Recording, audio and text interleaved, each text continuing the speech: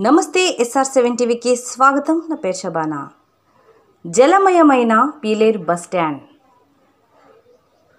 అన్నమయ్య జిల్లా పీలేరులో ఋతుపవనాలు కారణంగా పీలేరు బస్ స్టాండ్ నందు వాటర్ చేయడంతో ప్రయాణికులు చాలా ఇబ్బందికరంగా ఉంది. అలాగే డ్రైనేజ్ వాటర్ మొత్తం రోడ్డు మీదకు రావడంతో ప్రయాణికులు ఇబ్బంది పడుతున్నారు. రిపోర్టింగ్ బై పీలేరు మండలం జయంతి.